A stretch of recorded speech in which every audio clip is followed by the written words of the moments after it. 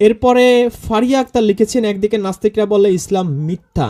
এটা ভুল বলছেন, নাস্তিকরা ইসলাম মিথ্যা বলবে কেন? নাস্তিকরা বলে সকল ধর্মই মিথ্যা। আপনার প্রথম স্টার্টিংটাই ভুল হয়েছে।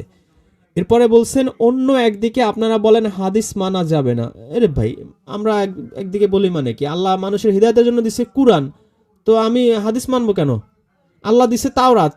এখন ইহুদিরা যদি মানে সিদ্দুর, কেতুবিম, নবীম, মিশনা, তো এখন আমি বলবো না যে ভাই সিদ্দুর মানা যাবে না, কেতুবিম মানা যাবে না? এটা বলা কি আমার অন্যায় হবে নাকি? ধরেন আল্লাহ দিছে বেদ, এখন হিন্দু মানতেছে গীতা, সে পড়তেছে মহাভারত, সে পড়তেছে রামায়ণ, তা আমি তখন তাকে বলবো না ভাই তুমি বেদ পড়ো? বা যে নলেজেবল সে তো বলবেই যে মহাভারত মানা যাবে না, গীতা মানা যাবে না, উপনিষদ মানা যাবে না। তো এটা কি ভুল কথা নাকি? এটা তো সঠিক কথা। যে যেটা দিছে সেটার বাইরে অন্য কিছু মানবে কেন, পড়বে কেন? ওইটা কি হিদায়তের জন্য দিছে? তো আল্লাহ দিছে কুরআন, আপনার প্রশ্ন হচ্ছে হাদিস কেন মানা যাবে না? আল্লাহ হাদিস দেয় নাই দেখে মানা যাবে না? এইটুকু বুদ্ধি যদি আপনার না থাকে ভাই, আপনি প্রাইমারিতে ভর্তি হন, একটা প্রাইমারির বাচ্চার নলেজও আপনার নাই। আজব কথাবার্তা। এরপরে লিখছেন, আমরা যারা সাধারণ পাবলিক আছি বা যাদের ইসলাম সম্পর্কে এত নলেজ নাই, আমরা খুবই বিভ্রান্তি থাকি। ইসলাম সম্পর্কে আপনার নলেজ নাই, আপনার কপালে শনি আছে। আপনি অনার্স মাস্টার্স পড়তে পারবেন, ফিজিক্স কেমিস্ট্রি বায়োলজিতে অনার্স মাস্টার্স করতে পারবেন, মেডিকেল সায়েন্স পড়তে পারবেন, ইঞ্জিনিয়ারিং পড়তে পারবেন, সামেশনের অঙ্ক করতে পারবেন, tan theta, sine theta, cos theta সব বুঝবেন আপনি, দুনিয়ার সব কিছু। আর এই কুরআনে মাত্র 114টা সূরা, সেটা পড়তে আপনার এত কষ্ট, কোনো সময়ই হয় না, আপনি এত ব্যস্ত। আপনার ব্যস্ততা মরেন না, ছুটাই দিবে একেবারে, ফাজলামি। হুমায়ুন আহমেদের উপন্যাস তো কিনে কিনে মনে হয় 100-র উপরে পড়তে পারেন, তখন তার কষ্ট হয় না। আর আল্লাহর আয়াত কত সুন্দর করে, সূরা ইউসুফ কত সুন্দর লাইফ স্টোরি বলা, মুসা নবীর কাসাসে লাইফ স্টোরি বলা, মানে আপনার খুব কষ্ট হয়। আর এটা না বুঝারই বা এত কাহিনী কি? সিম্পল কথা, সৎ পথে চলো, ভালো কাজ করো, হারাম পথে যেও না, মানুষের উপর জুলুম করো না, সম্পদ থাকলে অতিরিক্তগুলা মানুষকে দান করো, না থাকলে ধৈর্য ধারণ করো। এতটুকুই তো ইসলাম। আর কি ইসলাম? কি মানে হাতি ঘোড়া কি এমন আছে এর মধ্যে? আর কি এমন আপনি জিনিস বুঝতে চান? জুলুম কি আপনি বোঝেন না? ঘুষ কি আপনি বোঝেন না? মিথ্যা কথা কি বোঝেন না? ন্যায় বিচার কি বোঝেন না? সত্য সাক্ষ্য দেওয়া মানে কি বোঝেন না? মানুষের প্রতি ইনসাফ করতে হবে এটা বোঝেন না আপনি? এটা বুঝতে কি অনার্স মাস্টার্স পাস করা লাগে না? এ তো মূর্খ থেকে শুরু করে পিএইচডি ডিগ্রিধারী সবাই বুঝবে। আপনি কেন বোঝেন না ভাই? আমি জানি না। আপনারা প্রথম যে উপদেশ দিছি, আপনি প্রাইমারিতে ভর্তি হন, সেটা আপনার জন্য বেটার হবে। আচ্ছা, আমরা একটু এই নামাজ যে কোরআনে নাই, এই সেটা তো আমরা শুনলাম, কিন্তু সালাত আছে কোরআনে, সেই সালাতটা আমরা দেখি যে সালাত আসলে কিভাবে কোরআনে আছে। সূরা বাকারা 157, না আমরা 155-তে আছি। আল্লাহ বলছেন, আর আমি অবশ্যই তোমাদেরকে পরীক্ষা করব কিছু ভয়, ক্ষুধা এবং জান, মাল ও ফল ফলাদের স্বল্পতার মাধ্যমে, আর তুমি ধৈর্যশীলদের সুসংবাদ দাও। তার মানে এই কথাটা আমাদের সবার ক্ষেত্রে প্রযোজ্য। এমন না যে আল্লাহ এই পরীক্ষা শুধু রিজওয়ান মাহমুদকে করবে, সজল রোশনকে করবে, শহীদুল ইসলাম যাযাবরকে করবে। এই পরীক্ষা সবাইকেই করবে। অবশ্যই তোমাদেরকে পরীক্ষা করব। সূরা মুলকের 2 নম্বর আয়াতে আল্লাহ বলছেন, আল্লাযী খালাকাল মাউতা ওয়াল হায়াতা লিয়াবলুয়াকুম আইয়ুকুম আহসানু আমালা। যে আল্লাহ জন্ম মৃত্যু সৃষ্টি করেছেন তোমাদের পরীক্ষার জন্য, তোমাদের মধ্যে আমলে কে আহসানু শ্রেষ্ঠ, কার কর্মটা বেস্ট, এটা টেস্ট করার জন্য আল্লাহ জন্ম মৃত্যুর সৃষ্টি করেছেন। আর এইখানে আল্লাহ বলেছেন অবশ্যই তোমাদের পরীক্ষা করব কিছু ভয়, ক্ষুধা। ভয় তো বুঝি আমরা, জানের ভয়, সম্পদ হারানোর ভয়, কত ধরনের ভয় আমাদের মধ্যে কাজ করে। এই ভয়গুলা আল্লাহর একটা পরীক্ষা। ক্ষুধা এবং জান, মাল ও ফল ফলাদির স্বল্পতার মাধ্যমে। এখন আমার কাজ কি? আমি কি করলে সুসংবাদ পাবো? এই পরীক্ষা যখন নেবে তখন বলবো আর কাউরে আল্লাহ পাইল না, আমারই খালি বারবার পরীক্ষা নেয়, শুধু আমারই বিপদ আপদ দেয়, আর কাউরে আল্লাহ চোখে দেখে না। কোটিপতিরা কত ভালো আছে, আরে ভাই তারে কোন কিসিমের পরীক্ষা নেয় তুমি তো ঘরে বসে বুঝতেছো না। এক এক জনের এক এক সিস্টেমের পরীক্ষা নেয়, তো নেবেই। তো আপনার কাজ ওই হা হুতাশ করা না, বা শুধু আমারই কেন পরীক্ষা নেয়, শুধু আমার উপরই কেন বিপদ আসে, এই ধরনের কথা বলা নয়। আপনার কাজ হচ্ছে ধৈর্য রাখা। যদি ধৈর্য রাখতে পারেন, আল্লাহ বলছে তাদের জন্য সুসংবাদ দাও। ইন্নাল্লাহা মা'আস সাবিরিন। আরেক জায়গায় বলছে যারা ধৈর্যশীল আল্লাহ তার সাথে থাকে। ভাই আপনার সাথে যদি আল্লাহ থাকে, আপনার কাউরে গণার টাইম আছে? এই মহাবিশ্বের বাদশা হচ্ছে আপনার সাথে আছে। শুধু তাই না, আরেক সূরায় আছে যে আল্লাহ ধৈর্যশীলকে ভালোবাসে। আল্লাহ রাব্বুল আলামিন সমগ্র বিশ্বজাহান যার কন্ট্রোলে, সে আপনার সাথে আছে, প্লাস আপনাকে ভালোবাসে, প্লাস আপনাকে জান্নাতের সুসংবাদ দিচ্ছে। তাহলে আপনার কাজ হচ্ছে ধৈর্য ধরা। কিন্তু আমরা কি করি? আমরা বেদিশা হয়ে যাই, আর কাউরে পায় না, শুধু আমার এই আল্লাহ বিপদ দেয়, এই কথা চিন্তা করি। তো এই আয়াত আমাদের শিক্ষা দিচ্ছে যে এই যে নামাজ, রোজা, হজ, যাকাতের সকল চ্যাপ্টার ক্লোজ করে আল্লাহ একেবারে স্ট্রেট, একেবারে প্র্যাকটিক্যাল কথা বলতেছে যে তোমাদের এইভাবে আমি পরীক্ষা করব। আল্লাহ বলতে পারতো যদি এই পরীক্ষার মধ্যে যে বেশি বেশি নামাজ পড়বা, বেশি বেশি লম্বা লম্বা দাড়ি রাখবা, যে বেশি বেশি তসবি টিপবা, যে বেশি বেশি হজ করবা, তাকে সুসংবাদ দাও, তাই না? এই আয়াতটা নিয়ে একটু ভাববেন। এই যে আল্লাহ বলছে যে তাদের কি হলো, তারা কেন আল্লাহর আয়াত নিয়ে চিন্তা ভাবনা করে না, নাকি তাদের অন্তর তালাবদ্ধ? সূরা মুহাম্মদের 24 আয়াত পড়ে দেখেন, আপনার অন্তরই তালা পড়ে যাবে। এই আয়াত নিয়ে চিন্তা ভাবনা করবেন, এটাও সওয়াব। আমরা তো মনে করি হকমালা জিকির করলে সওয়াব, এই আল্লাহর আয়াত নিয়ে চিন্তা ভাবনা করলে সওয়াব, এটা আরো বড় সওয়াব। কিন্তু আমাদের কাছে বড় সওয়াব তো মানে কোরআনের শেখানো সওয়াবকে বড় মনে হয় না, মোল্লাদের শেখানো সওয়াবকে বড় মনে হয়। এখানেই প্রবলেম। তো আমাদের কাজ হচ্ছে ধৈর্য রাখা, তাহলে আমি জান্নাতের সুসংবাদ। 156 আরেকটা কাজ আপনাকে করতে হবে।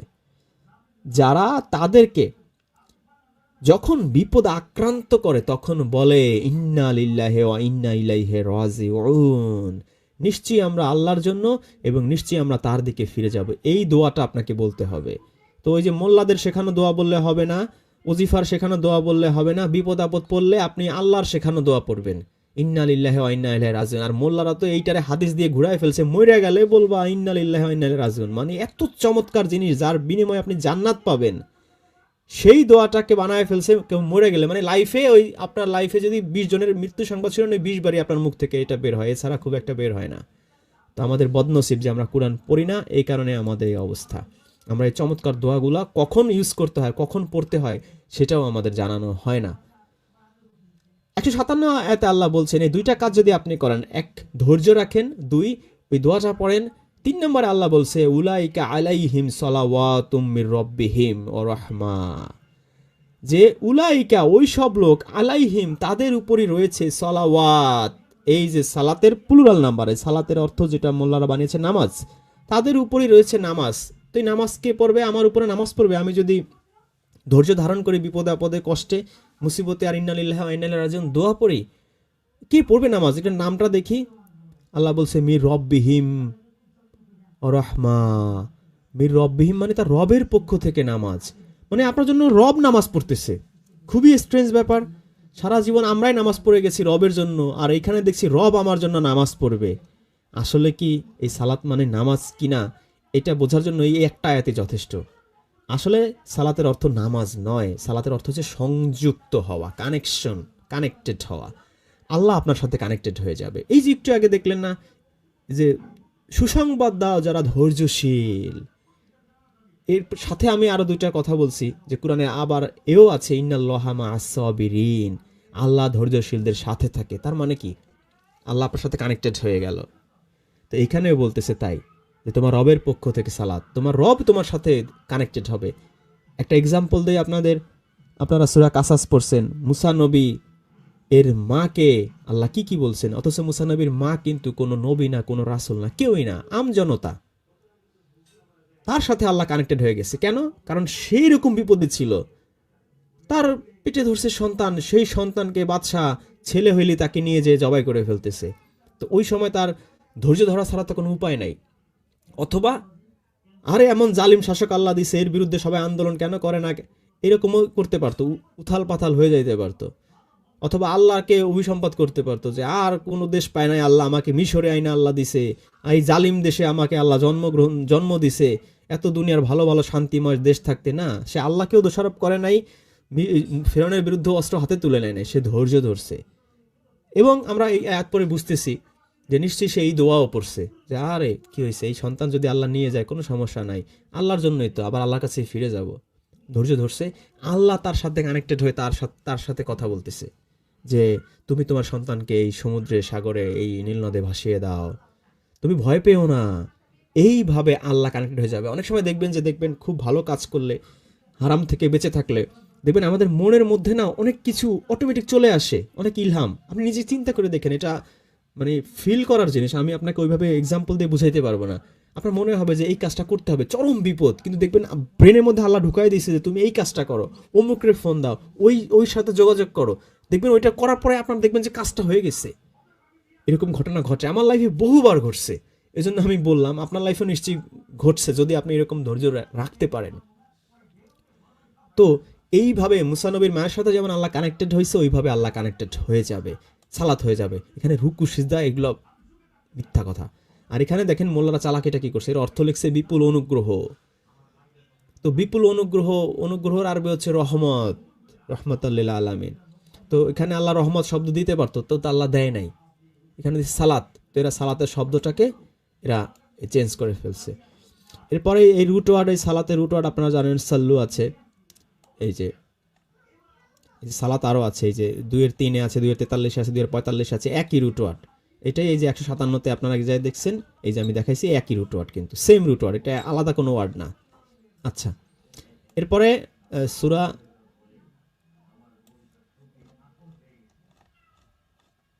তওবার 99 নম্বর আয়াত আপনারা দেখতেছেন সেম রুট ওয়ার্ড।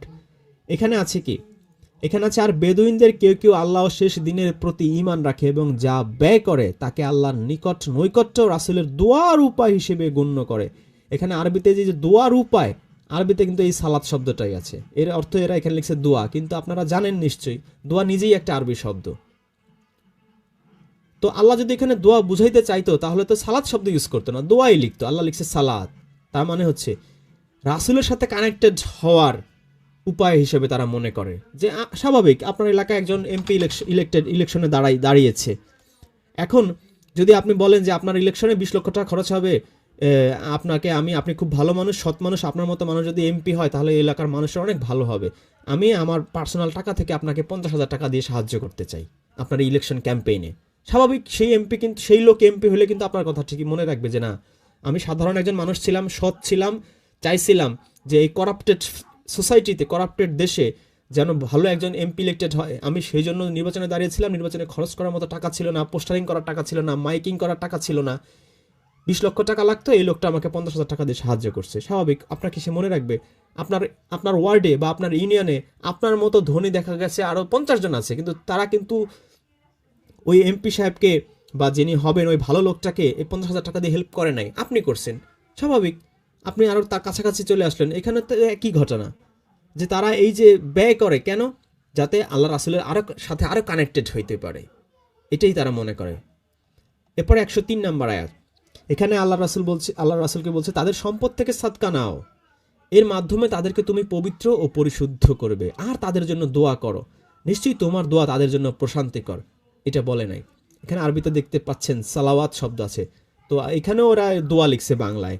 তাদের সাথে তুমি কানেক্টেড হও, যেই মানুষটা তাদের সম্পদ থেকে, যে তুমি দিন প্রচার করতেছো বা এই গরিব দুঃখী অসহায় মানুষকে অর্থ করে দিয়ে সাহায্য করতে হবে, কোরআনে বারবার বলা আছে তুমি একা পারছো না, বা কোরআনের দাওয়াতটা পৌঁছাইতে হবে।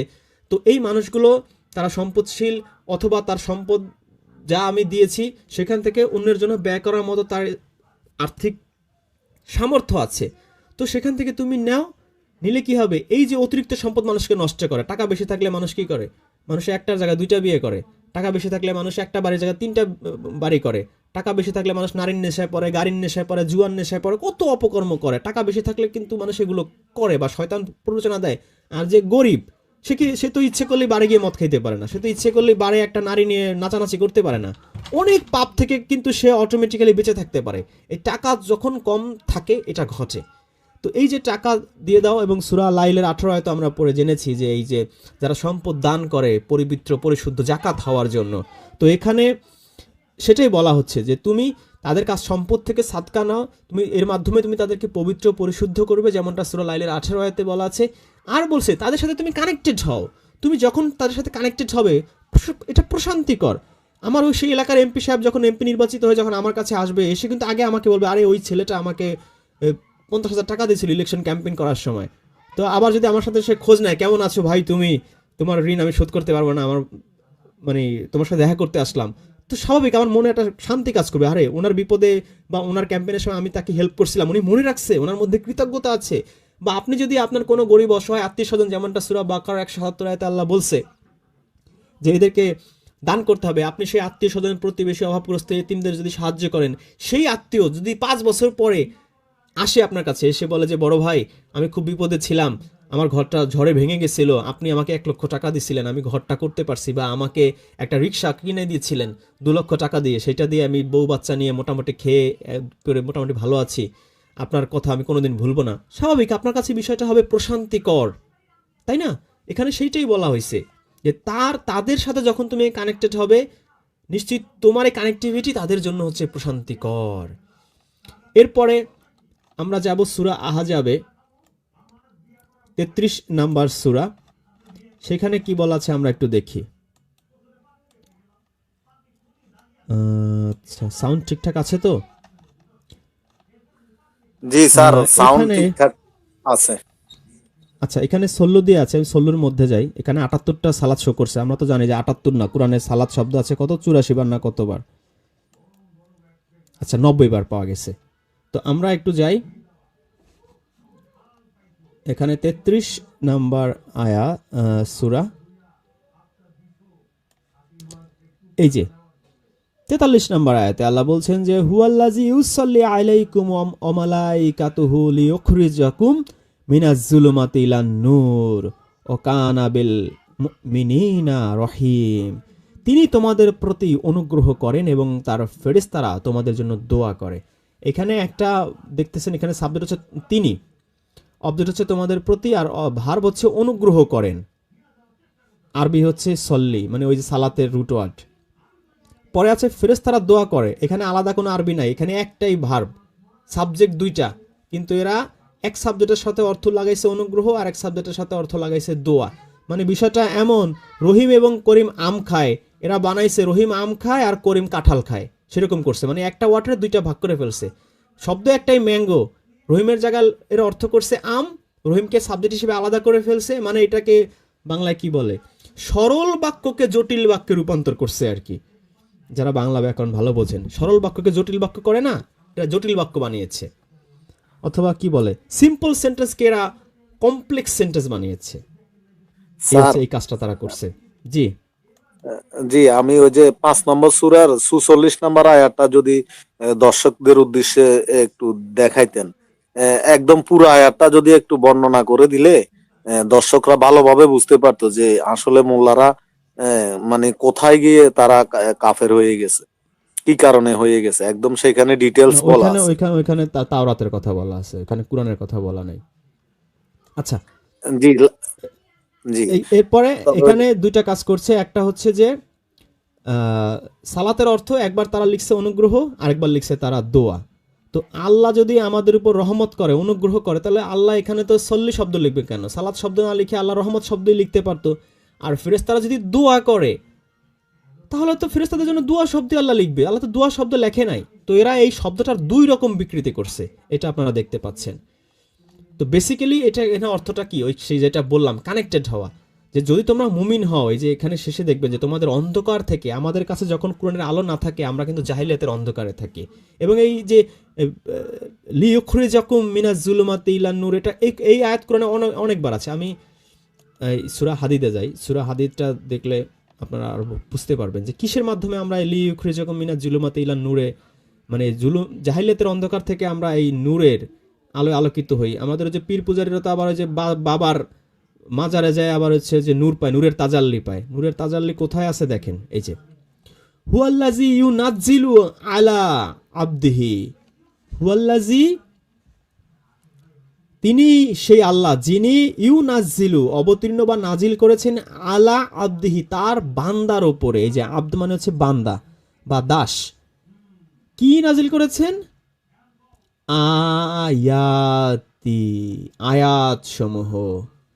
কেমন আয়াত, বাইয়েনাত সুস্পষ্ট পরিষ্কার আয়াত। ওই যে ওই মোল্লারা কি করে, যে নবী এই কুরআন ব্যাখ্যা করবে, রেফারেন্স কি, রেফারেন্স হচ্ছে সূরা নাহলের 44 আয়াতিল, লিতু বাইয়েনা করবে। বাইয়েনা মানে ব্যাখ্যা করা। এখানে আপনারা দেখতেছেন যে বাইয়েনা মানে ব্যাখ্যা করা না, বাইয়েনা মানে হচ্ছে পরিষ্কার সুস্পষ্ট ক্লিয়ার করে বলে দিবে আর কি। তারা এই পরিষ্কার আয়াতগুলো ক্লিয়ার করে মানুষকে পৌঁছায় দিবে। কিন্তু ওই মোল্লারা এখানে ওই, অথচ তাফসির শব্দ কোরআনে আছে, তাফসিল শব্দ আছে যার অর্থ হচ্ছে ব্যাখ্যা করা বা এক্সপ্লেন করা। ওই সূরা নাহলের 44 আয়াতে ওই শব্দই নাই। এরা ওইটা বিকৃত করে, ওই যে যেমনটা ইহুদিরা করতো কোরআনের সূরা বাকারার মধ্যে আছে ওইরকম বিকৃত করে এর অর্থ বানাইছে ব্যাখ্যা। এটা নিয়ে আমার সাথে ওই যে নাস্তিক আসিফ মদিনা একটা ডিবেট আছে, আপনারা দেখে নিয়েন। ওখানে আমি তারে চেপে ধরছিলাম। তারপর সে বলে আমার এখন আহলে হাদিসের মতো কথা বলতে হবে। আমি বলি বল।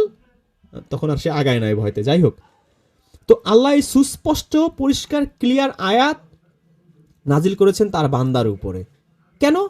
লিইউখরিজাকুম লিইউখরিজাকুম মিনাজ জুলুমাতি ইলান নূর, যাতে তোমাদেরকে বের করে আনতে পারেন এই অন্ধকার থেকে আলোর দিকে। তাহলে আপনারা বুঝলেন যে অন্ধকার থেকে আলোর দিকে বের করার জন্য এই যে কুরআন, এই যে আয়াত, এই আয়াতে আল্লাহ নাজিল করছেন। তাহলে আমরা এবার 33 নাম্বার সূরা যাই, আহজাবে যাই। এখানে এটাই বলছেন আল্লাহ যে তোমাদের সাথে কেন কানেক্টেড হয়। আল্লাহ এবং তার ফেরেশতারা কানেক্টেড হয় যখন তোমরা মুমিন হও। আমরা পড়ছি না কোরআনে সূরা ফুসসিলাতে যে যে রব্বুন আল্লাহ বলে তার উপর ফেরেশতা নাজিল হয়, আর যে মিথ্যা কথা বলে পাপ করে তার উপরে শয়তান নাজিল হয়। তো যখন আপনি আল্লাহর দিকে চলে আসবেন, লা ইলাহা ইল্লাল্লাহর দিকে চলে আসবেন, রব্বুন আল্লাহ ভাববেন, ফেরেশতা অটোমেটিক নাজিল হয়ে যাবে। আপনি দেখতেছেন না, কিন্তু ওইটা ফেরেশতা যে শুধু ফিজিক্যাল স্ট্রেংথ দেয় তা না, মেন্টাল স্ট্রেংথও কিন্তু দেয়। আপনি দেখবেন অনেক কষ্টের সময়, অনেক দুঃখের সময় দেখবেন মানসিকভাবে আপনি শক্ত, ওই মানসিক শক্তিটাও কিন্তু ফেরেশতারা দেয়। এনিওয়ে, ওটা আল্লাহর মাধ্যমেই দেয়। মূল হচ্ছে আল্লাহর দিকে আমাদের ফোকাস করতে হবে। যাই হোক, তো এই যে কেন আমাদেরকে আমাদের প্রতি করেন, এই ষোলোটা কানেক্টেড হন আমাদেরকে অন্ধকার থেকে আলোর দিকে, নূরের দিকে নিয়ে যাওয়ার জন্য। তো নূরের দিকে নিয়ে যাওয়ার জন্য কি নাজিল করেন কি, একটু আগে আমরা দেখলাম সূরা হাদীদের 9 নম্বর আয়াতে, যে এই কোরআনের আয়াত দিয়ে। কেন করেন? কারণ আমরা কিন্তু কাফির না, আমরা হিন্দু না, আমরা হচ্ছে কি মুমিনিন। যখন আমরা এই মুমিন হব, খাঁটি মুমিনের বৈশিষ্ট্য কি সূরা আনফালের 2, 3, 4 আয়াত পড়বেন, ওখানে দেয়া আছে 5টা কোয়ালিটি থাকে খাঁটি মুমিনের। যখনই আপনি এরকম খাঁটি মুমিন হবেন তখনই আল্লাহ আপনার সাথে কানেক্টেড হবে। মুসা নবীর মায়ের সাথে যেমন কানেক্টেড হয়েছে, আল্লাহ কানেক্টেড হবে, ফেরেশতারাও কানেক্টেড হবে। কিন্তু এখানে এই মোল্লারা এটার অর্থ বানাইছে অনুগ্রহ করে, দোয়া করে, ফাজিলের ফাজিল। তো আপনারা আশা করি বুঝতে পারছেন যে সালাত শব্দ কোরআনে আছে, কিন্তু এটা দিয়ে আল্লাহ নামাজ বুঝায় না। যদি নামাজ বুঝাইতো তাহলে আল্লাহ নিজের নামাজ পড়া লাগতো সূরা বাকারার 157 নম্বর আয়াতে। সুতরাং এটা সম্ভব না, আদৌ সম্ভব না। এবং এইখানেও আপনারা দেখতেছেন যে মুমিনদের উপরে আল্লাহ এবং ফেরেশতারা নামাজ কেমনে পড়বে, মানে ফেরেশতারা মুমিনদের উপর নামাজ পড়বে, এটা কি হাস্যকর বিষয় না? আল্লাহ মুমিনদের উপর নামাজ পড়বে, এটা হাস্যকর বিষয় না? এবং ওইখানে সূরা তওবাতে আপনারা দেখলেন নবীকে বলতেছে তুমি তাদের উপর নামাজ পড়ো, তো নবী তাদের উপর নামাজ পড়বে, এটা কি হাস্যকর একটা বিষয় না? যেখানে সূরা আনামের 162তে আল্লাহ বলছে যে বলো আমার সলাত, আমার রোজা, আমার কুরবানি সব বিশ্বজাহানের প্রতিপালক আল্লাহরই জন্য। তো সেখানে আল্লাহর জন্য বাদ দিয়ে কোনো মানুষ অন্য মানুষের জন্য, মুমিনদের জন্য নামাজ পড়বে, এটা কেমন একটা উদ্ভট একটা ব্যাপার স্যাপার হয়ে যায়। যাই হোক, আমি সালাত নিয়ে আমার এইটুকু বলা শেষ করলাম। এবার আপনারা যারা স্টুডিওতে আসতে চান, আপনারা, আমি লিঙ্ক দিলাম, স্টুডিওতে আসতে পারেন। আর আমাদের স্টুডিওতে আছেন শহীদুল ইসলাম যাযাবর। আপনি কি যেন বলতে চেয়েছিলেন, আমি এবার আপনি বলতে পারেন। জি স্যার, আমি বলতে চাইছিলাম যে যারা মানে আল্লাহর কিতাব অনুযায়ী ফয়সালা করে না, তাদেরকে আল্লাহ কাফের ঘোষণা দিয়ে দিয়েছে। হ্যাঁ, এখানে মানে শেষে আমাদেরকে যুক্ত করে দিয়েছিল আর কি 5-এর 46